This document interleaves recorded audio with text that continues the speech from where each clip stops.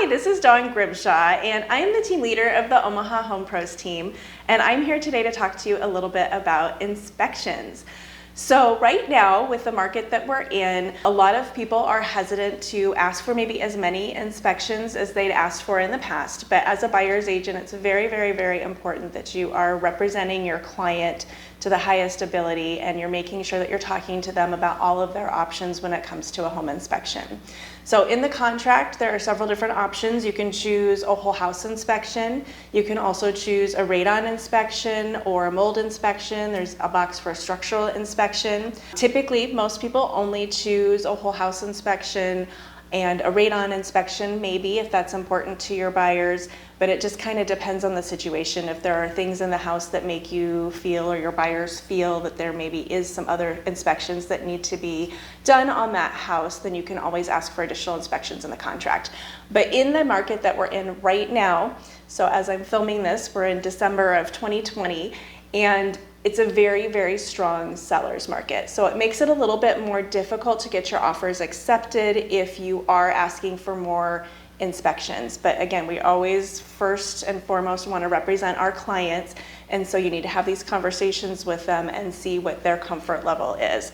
So typically a whole house inspection is going to be a bumper to bumper inspection where they're going to look at everything from the basement to the attic to the roof. They're going to open and close windows, they're going to open and close doors, they're going to check electrical outlets, the way the house is wired, plumbing, basically just everything about the house, including, furnace, air conditioner, water heater, all of those things, and make sure that they're functioning at an appropriate level, and give you and the buyer any indication of any issues that you might expect with that home. Some of them are just going to be like, FYI, this is a good thing to do for maintenance. Some of them are going to be, this is a defect and this needs to be corrected. Now, some of the options that people are choosing right now, because it is a very competitive market, some people are doing inspections for informational purposes only. So typically, when you have a whole house inspection, you have three options at the end of that. You can either say, A, everything is good, we're not going to ask you to fix anything. You can say, B, we want you to fix these things that were identified in the inspection, and then you have to send along the inspection report that shows those particular items that you're asking for, so that the seller's agent and the sellers know specifically what was called out. Or you can choose C and say, there's way too much wrong with this house, I don't even want to move forward. So those are the buyer's options at the end of that. If you choose for informational purposes only, then your only option is to choose A, we're still purchasing the house, or C, we're going to walk away, but we're not going to ask the seller to fix anything.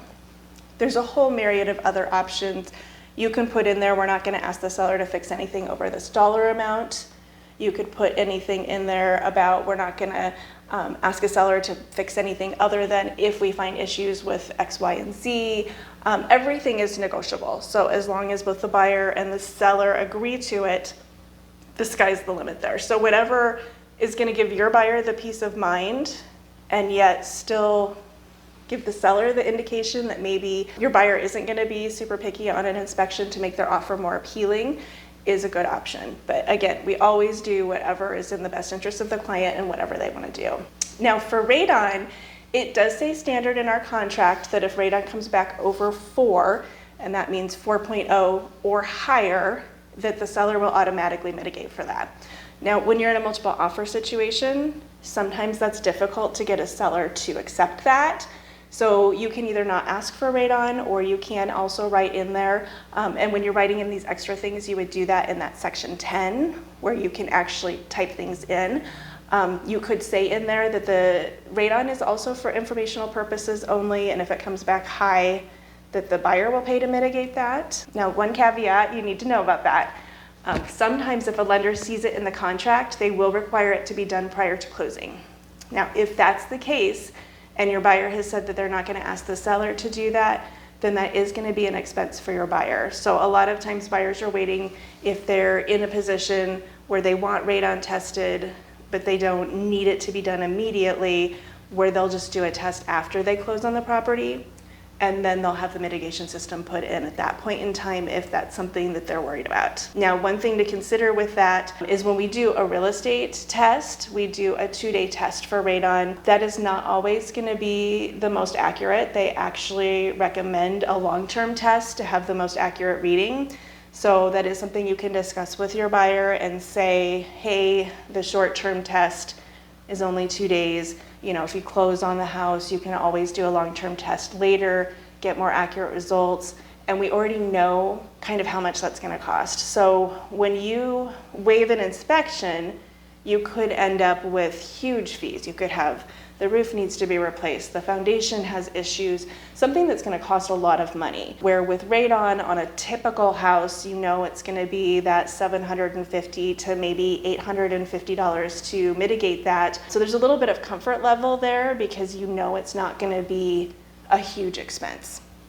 But again, it's all the buyer's comfort level. So these are just all conversations that you need to have with the buyers to figure out how risk adverse they are. If they're very risk adverse or they're willing to lose a house over these inspections, then 100% they should absolutely have them. In a normal market where we don't have such a seller's market going on, it's very typical for a buyer to ask multiple inspections and to negotiate repairs. But unfortunately in the market we're in, it's just a little bit more difficult. But that being said, I mean, you can still 100% sell houses and have a home inspection. You just have to maybe do some creative wording like we talked about. If you are going to do for informational purposes only, that again is something that you would write in that section 10, because the terms of the contract only give you the option of check the box for a whole house inspection, check the box for radon.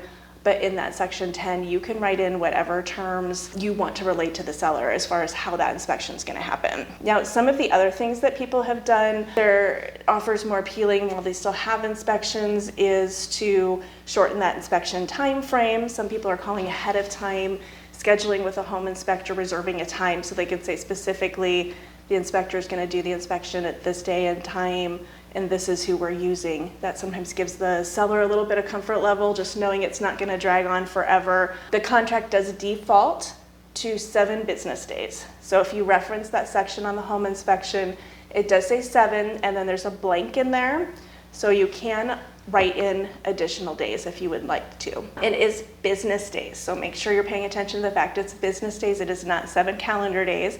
So weekends don't count, holidays don't count. But the faster that you can turn that around and the more you can put a seller's mind at ease, the better your offer is going to be. Now, to throw in a whole new issue that you didn't even know was going to exist, and depending on when you're watching this, we are actually finding out now that the Board of Realtors is changing our contract a little bit. So our inspection period, timeframes, and how we identify what inspections we're going to do is going to change, or may have already changed by the time that you watch this. It's important to know how we do it now, because if you're writing an offer right now, then obviously that's how you are going to do it. But even if you're watching this after the inspection has changed, it's good for you to have a reference as to how we used to do it, because there's going to be a lot of agents who are very resistant to the new way of doing it, and there are ways that you can still make your offers more appealing. So whenever this new contract comes out, it's going to a 14-day due diligence period. In this due diligence period, you do not identify upfront what, if any, inspections your buyer wants, just that yes, they want the right to have inspections, or no, they're going to waive their right to have inspections. This is going to create a lot of confusion and a lot of stress for both the sellers and the sellers' agents on how this is all going to go down. So anything that you can do proactively to make your offer more clear and to identify specifically what you're going to do, that is going to help you tremendously. So again, we can use that section 10 to identify. So you could check, yes, we're going to do some inspections. Yes, we're going to have that 14-day due diligence period. But in section 10, you can say, okay, I'm going to have only this inspection. It's going to be for informational purposes only, if it is, or just we're going to do the whole house inspection covering, whatever components maybe is important to your buyer. If they're not going to just do a typical whole house inspection, you can just have a furnace inspection. You can just have a major systems inspection where they look at roof, foundation, furnace, plumbing and electrical and not really anything else. There's so many different options out there, so it's hard to cover them all. But the more specific that you can be about what is important to your buyer and how that's going to look for the seller, the better and stronger your offer is going to be.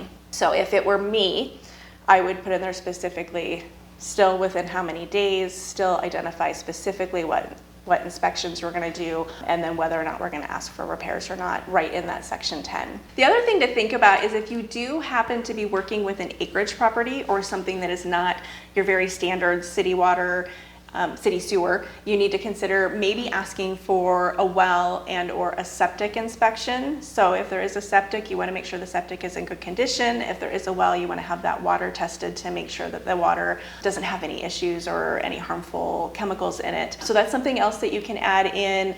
Right now in the contract, there's a blank box that you can check the blank and write in well and or septic, whatever you need to write in there, or both. And then when we do our due diligence period, you can add that into section 10 if you want to identify specifically which inspections you are doing. Again, you don't have to under the due diligence period, but I highly recommend for both your buyer's sake and your seller's sake that is very clear as far as what you're going to do.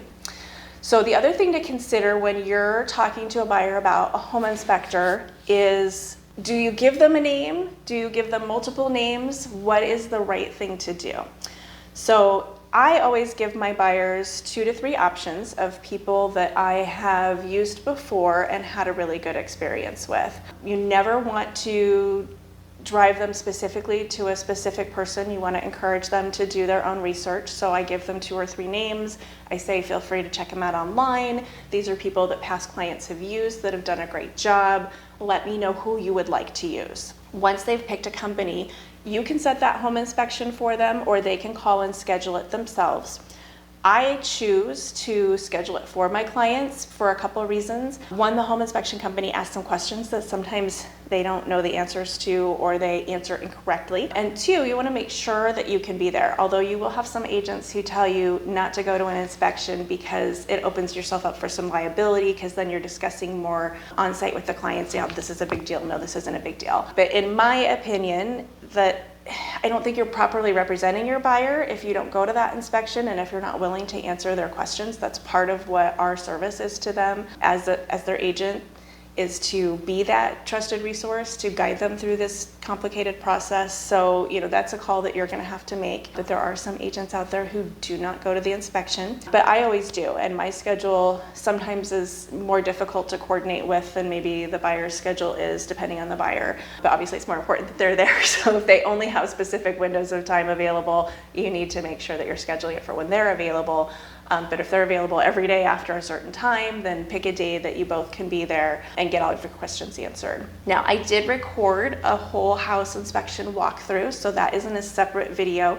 So if you kind of want to get a feel for what that looks like when the inspector is going through the report and walking a buyer through the house, you can always go and review that. Depending on the inspector, everybody does it a little bit differently, but most of them will have a full report that goes line by line, room by room, where they identify everything that they checked out and what was working, serviceable, what needed to be repaired, things like that. There's going to be a big packet. It's going to be anywhere 20 to 30 pages, depending on the house. Now, out of those items, they'll take the ones that are the most important ones and put them on a summary page. So typically, when they're talking to a buyer at a walkthrough, they're addressing the items that are on the summary page. So those are things that they think are health or safety issues, something that is going to be a major expense, a maintenance issue that needs to be addressed sooner rather than later so it doesn't cause any issues down the road, or it's just something they want to make you aware of. So those bulletproof items, they're like bulleted inside the actual thick long report, are brought to a separate page that's called a summary page. So typically when we do negotiate repairs, if we have done an inspection where we're going to ask for repairs, we focus primarily on the items that are on the summary page. Now, that doesn't mean that you just hand the summary page over and say, we want you to fix all of this.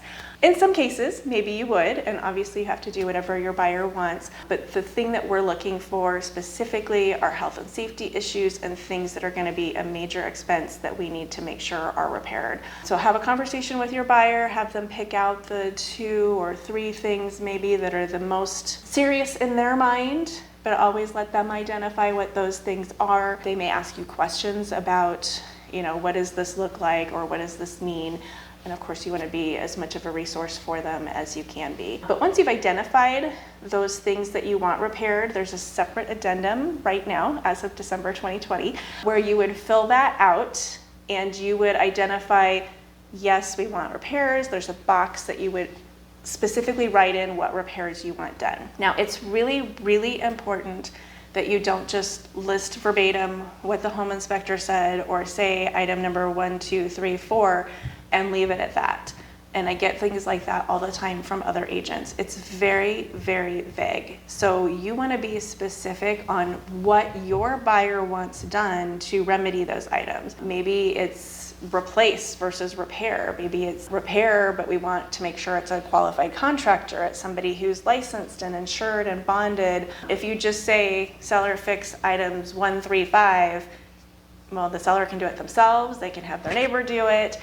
Maybe the way that they repair wouldn't have been the way that the buyer would want repaired. I've had instances where maybe there's some bad siding and you ask for the siding to be repaired. Well, if you didn't actually specify that you want it caulked and sealed and repainted, then maybe those things don't happen and you come to your final walkthrough and there's new siding, but it's just bare siding that's not sealed or painted or matched to the house in any way. So you need to kind of think through those things as far as what is that going to look like, and how do I need to be very specific so that we don't end up with other issues down the road as a result of some repairs that we asked for. The other thing, I just want to stress that we need to be super realistic, because in the market that we're in, a lot of times these sellers had other offers they could have chosen. They know if they put the house back on the market, they can probably resell it very quickly. So if you're very unrealistic about the inspection repair request, chances are the seller's going to say no. Of course, they can always counter, and if you're on the other side as a listing agent, you can always counter anything on a home inspection and say, we'll fix this and this, but not this. Another option that you can do too is you can always offer a credit in lieu of repairs. So if you are a buyer and you're like, okay, I don't want them to fix it, I would rather fix it the way I want to fix it. You could say, I want you to pay X number of dollars. That money does need to go towards closing costs. So it only works if they have closing cost money still available. A seller cannot just hand money to a buyer. So it would have to be towards closing costs. And then on a separate addendum, not on the home inspection addendum only, you would also have a separate addendum that would say, buyer to receive X number of dollars in closing costs from the seller at closing, something to that verbiage, because from a lender standpoint, we don't necessarily want to give them the whole inspection and have them see the other things. We just want them to know about those closing costs, and we need the title company to know about those closing costs. So we would do a separate addendum, and that would be what would go to the title company and the lender. But just remember, when you're doing a contract, whether it's inspections or anything else, it's always unilateral when your buyer says, I want to do this. It's not agreed upon until the seller agrees, and then both parties have come to the same mindset as far as what they're going to agree to. And anything that is legal and ethical can be negotiated. So you can put whatever verbiage in there that you want, as long as it's legal and ethical, and as long as the buyer and seller agree to it, it's okay. So you just want to be very clear and specific so there's not a lot of discrepancies or a lot of questions on what the intent was versus what happened. Now, one other thing I want to mention to you is when we do a whole house inspection, maybe we didn't ask for a mold inspection, maybe we didn't ask for a foundation inspection, but the whole house inspector comes up with an issue that they wonder about the foundation. There's some cracking, there's some movement, maybe they see some mold to a level where your buyer would be concerned about that. You can, in that inspection resolution, as long as you have asked for negotiating repairs, that option B, you can ask for them to bring in a mold remediation company to look at that to see what they think if it is an issue. You can ask for them to bring in a foundation person to see if they think there's an issue with the foundation. So just because you didn't choose those inspections up front does not mean you've completely given up that right if there's some findings in the home inspection that lead you to believe that you need somebody additional, an expert in that area, to come and look at it. The other thing to keep in mind too is even if you asked for an inspection for informational purposes only, you only have the right to choose option A or C. But if you find something like, just say hypothetically, the roof has hail damage, well, that's going to be an issue for any buyer because now we have an insurance issue. An insurance company is going to say they're not going to insure that roof because it has hail damage. You can still go back to the seller and be like, I know I said A or C only, and I fully intended to choose A or C, but you need to be aware that there is this problem with the roof. I would still move forward if you were willing to make an insurance claim and fix this roof. Otherwise, I'm going to have to walk away. So even though we technically chose, we weren't going to ask for any inspections, there are rare exceptions, or excuse me, any repairs.